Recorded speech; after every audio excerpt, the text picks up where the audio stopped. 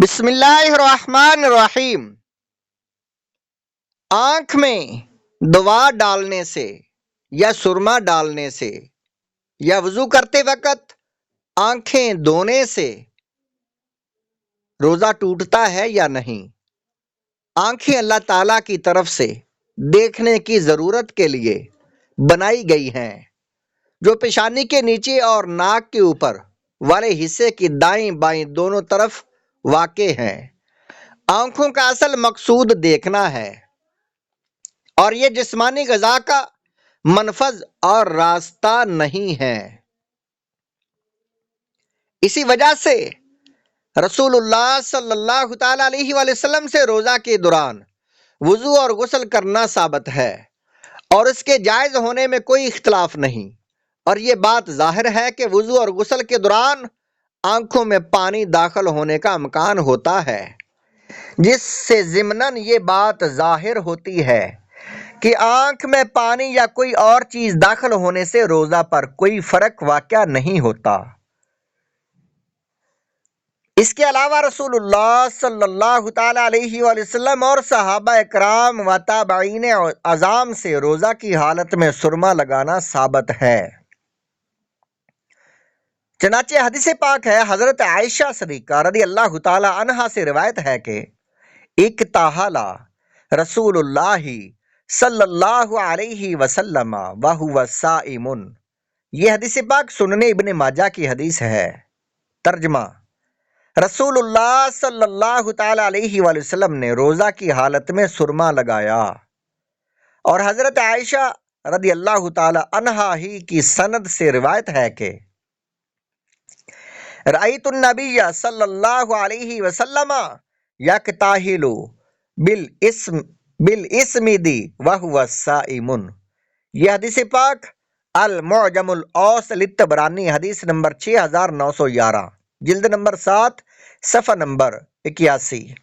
ترجمہ: حضرت عائشہ صدیقہ رضی اللہ تعالی عنہا فرماتی ہیں، میں نے نبی کریم صلی اللہ تعالی علیہ وآلہ وسلم کو روزہ کی حالت میں اسمد سرما لگاتے ہوئے دیکھا۔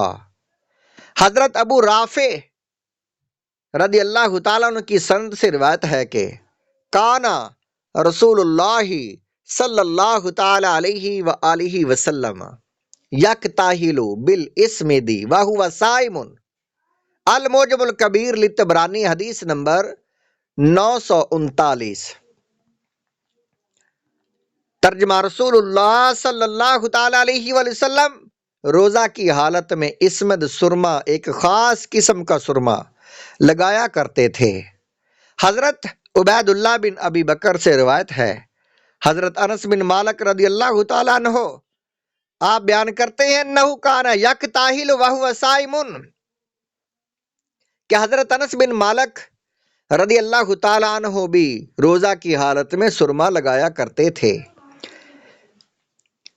حضرت انس رضی اللہ تعالیٰ عنہ کی سند سے مرفوعاً بھی روزہ دار کو سرما لگانے کی اجازت کی حدیث مروی ہے۔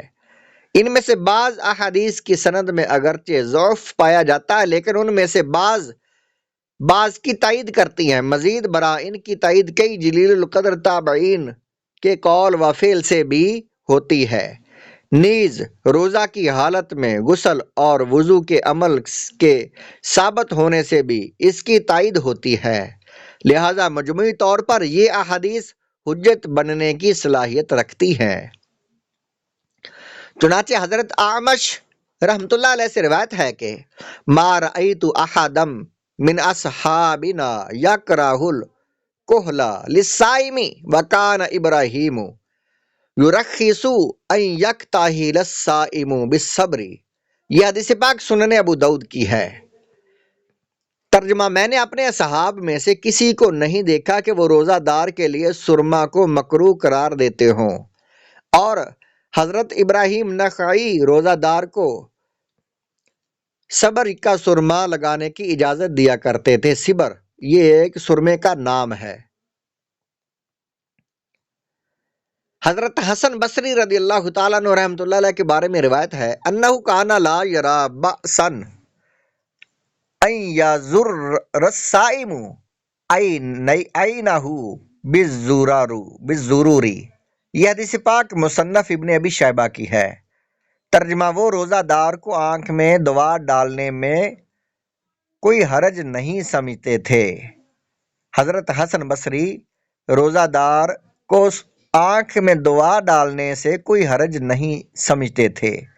یہ حضرت امام حسن بصری حضرت علی رضی اللہ تعالیٰ عنہ کے شاگرد ہیں۔ حضرت ابن جریر آپ سے روایت ہے کہ ان عطا قال لا بأس بالکحل للصائم۔ ترجمہ: جلیل القدر تابعی حضرت عطا نے فرمایا کہ روزہ دار کے لیے سرما لگانے میں کوئی حرج نہیں۔ حضرت اعمش سے روایت ہے ان ابراہیم قال لا بأس بالکحل للصائم۔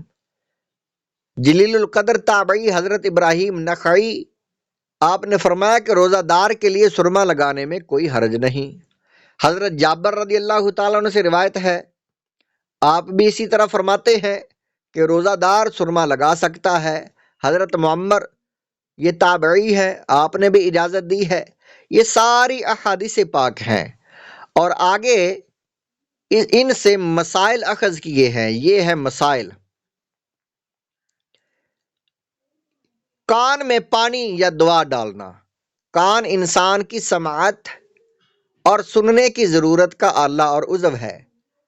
ہوا کی لہریں کان میں جمع ہو کر اس کے سوراخ میں سے گزر کر کان کے پردے پر جا کر لگتی ہیں، اور عصب سماعت کے ذریعے دماغ انہیں محسوس کر لیتا ہے۔